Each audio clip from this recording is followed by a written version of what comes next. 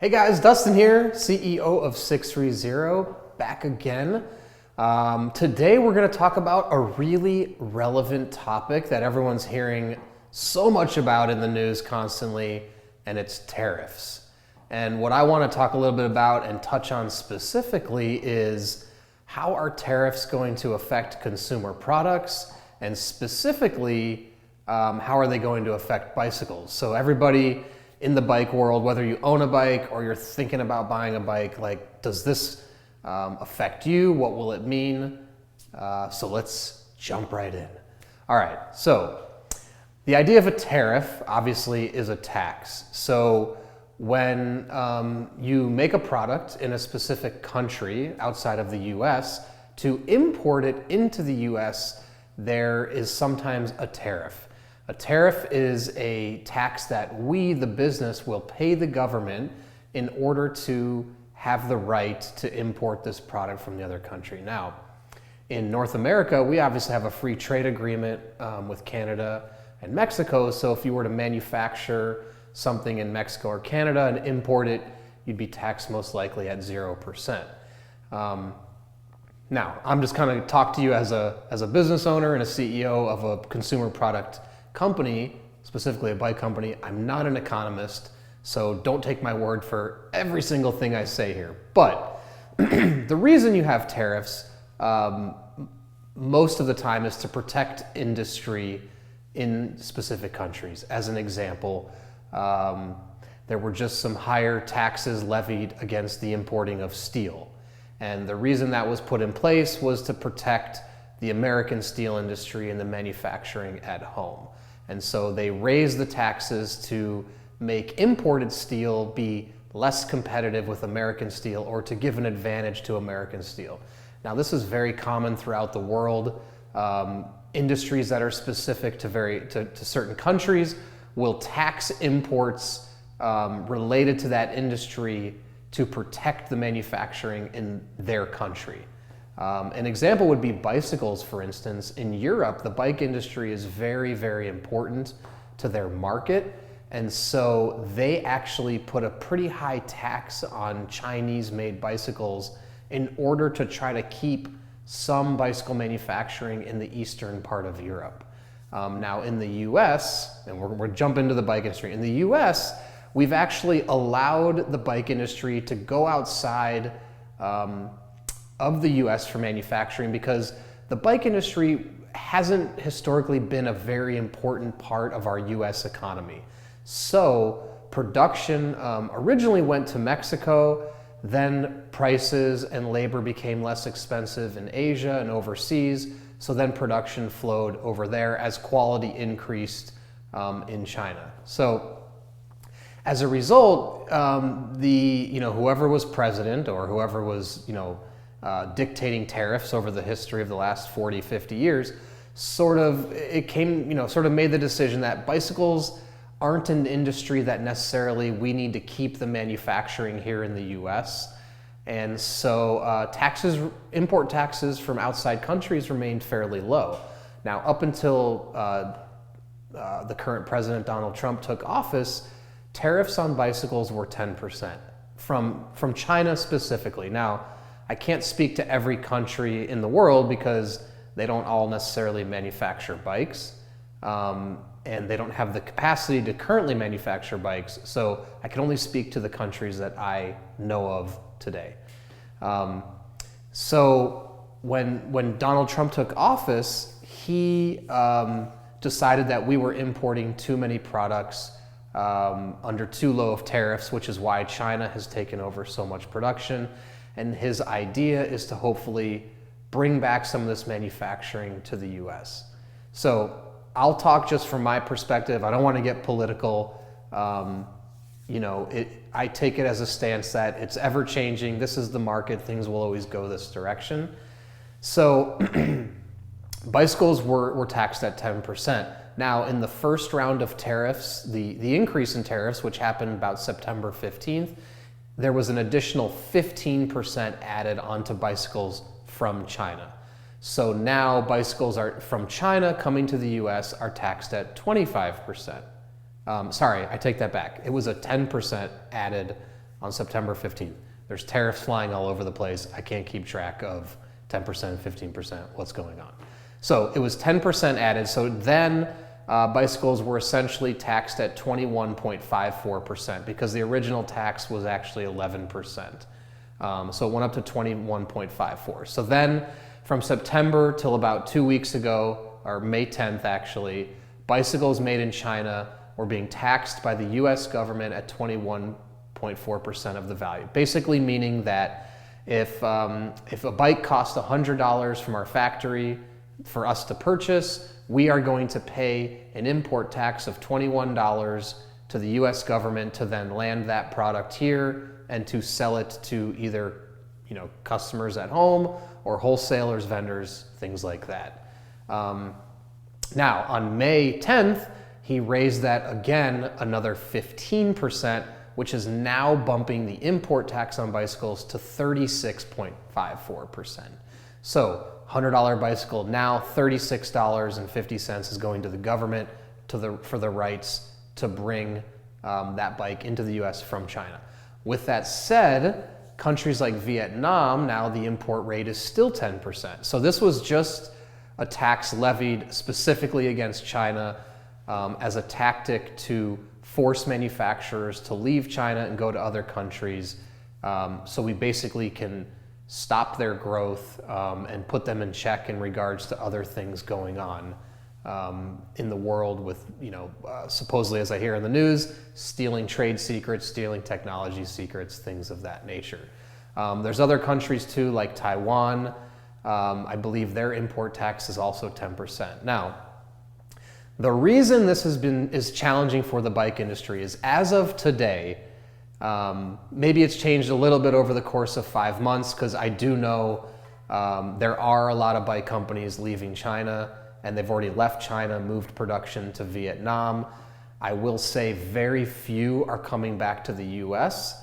And the reason for that is we just don't have the capacity or the capability to manufacture bicycles, period. Now, with that said, there are US bicycle manufacturers, but their capacity is very low to meet the sort of demand in the US on a yearly basis. So even if I decided to move some production back here, which we're considering, there's no way any one factory in this moment could facilitate even all of our volume. Now, I'm assuming that's going to be changing over the next 6 to 12 months or 24 months. There's going to be a lot of companies that are maybe going to start trying to, offer that. However, the bike industry is not a very lucrative industry. So in terms of manufacturing, I would think it's a low priority from an investment standpoint for the US to bring manufacturing back here. And in terms of job creation, there are a lot of other industries that if we brought manufacturing here would create way more jobs than the bicycle industry. But with that said, I'm sure some production will come back here. Now, as of today, 98.9% of all bikes in the USA are imported from China. Now, there are some bikes imported from Taiwan, there's some coming from Vietnam, and there's some being made in the US. But you can see the market as it is today in bicycles is dominated by production in China. And the reason this has happened is China, over the last 30 years, has built the infrastructure to facilitate the entire supply chain of manufacturing for bikes. So when you manufacture a bike, it's not like everything is made in one factory. The factory itself generally is the final assembly, and they are actually sourcing their components from factories in their surrounding area. So that would be the wheels, the handlebars, the spokes, everything else. And the supply chain has really built up in China, where you have factories all over for bikes, and in the surrounding area you have every other factory that you would need. And so what this has done is it's made China very efficient, very cost effective, and way less expensive than anywhere else in the country. Even now, there are companies making bikes in the US. They are sourcing components and parts from China. And even companies that have moved production to Vietnam, are sourcing components from China. So right now, most of the companies that are making bikes in Vietnam, it's actually just final assembly. And I would say 99% of the components on the bike are actually from Vietnam. With that said, I do know there's a bigger push now to open up more components, factories in Vietnam to produce the same kind of componentry and things that are being produced in China. So let me talk about two conclusions. Why is it difficult to move production? And number two, what does this mean for the consumer? So the reason why it's not so easy to just pull up and move out of China and manufacture somewhere else is, one, like I said, nowhere else in the world currently has the capability and supply chain that China does. Number two, it's a market and a price thing. Obviously, there are other places in the world that currently make bikes. The question is if the price goes up exponentially, are consumers in the US going to embrace bicycles still? Will it hurt the market? Will it kill the market? And so as a bike company owner, that's a big fear I have is how much more is the consumer willing to pay for a bicycle, especially since bicycles don't hold the level of importance in our culture as they once did. Now, they're coming back a little more mainstream, getting more popular, but I can say, for cell phones, if prices go up another $50, $100, I think most consumers are still going to continue to buy cell phones. There's a need for it. There's a network connection thing. Everybody needs a phone. And so it's a little bit more of a protected industry. But in an industry where, people don't have to have bicycles, there's a fear that if costs go too high, what happens to the market?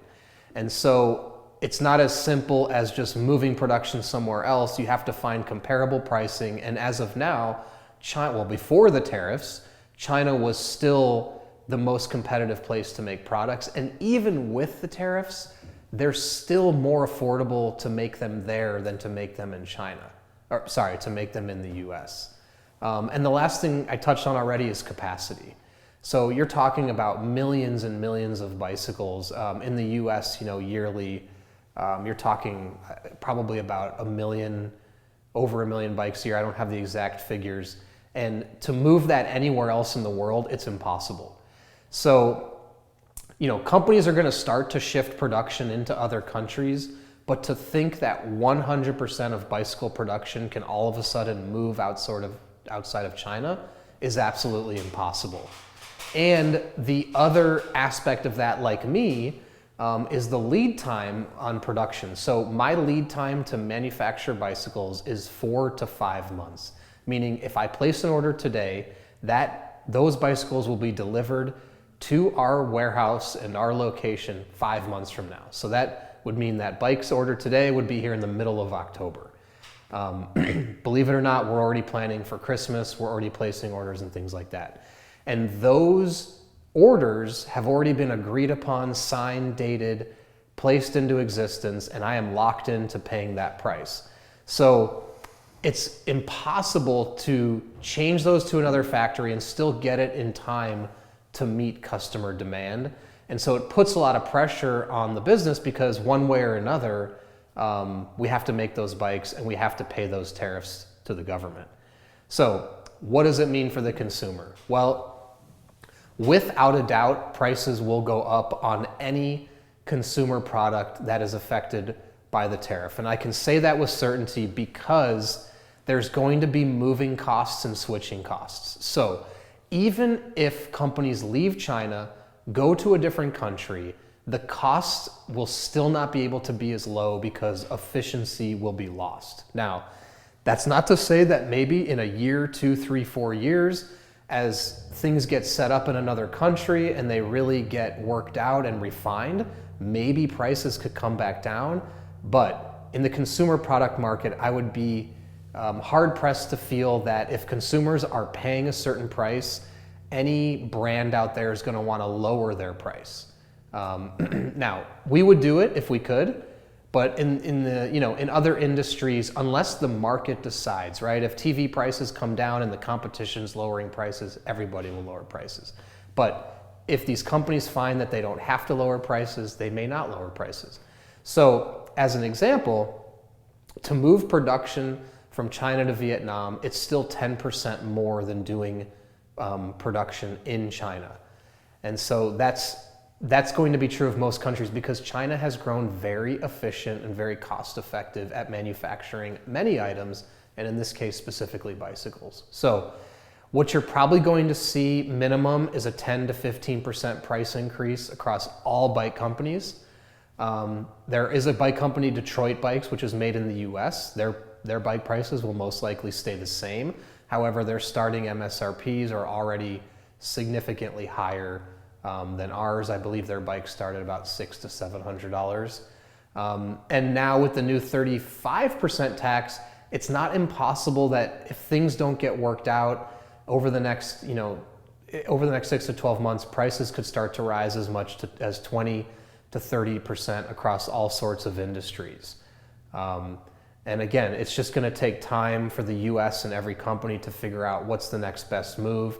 So if the trade situation doesn't get worked out with China, it could take 1 year, 2 years, 3 years before manufacturing capacity is built up either in the US or someone else to really compensate for what's going on right now. So at 630, we are doing our best to try to keep our prices lower. To be completely transparent, it's a very stressful time checking the news every day, finding out what's going on. For anyone that has noticed, we actually have had to raise our prices a little bit since last year. I hate to do it because our goal is really to get people pedaling and get them on bikes. And we don't want it to ever be cost restrictive, prohibiting, so someone can't ride a bike because it's too expensive. But what we're trying to do is figure out ways to not have to raise prices again in lieu of this other increase. I can't tell you with 100% certainty that we won't need to, but we're going to work really, really hard because we want to protect our customers and make sure we get bikes onto the feet of many people as possible. So, long-winded, hope it explains it. Again, if you have any questions or want to dive more into this topic, please comment below and subscribe to our channel also, because we're going to release more videos relevant to topics. If you want to hear more information like this, subscribe.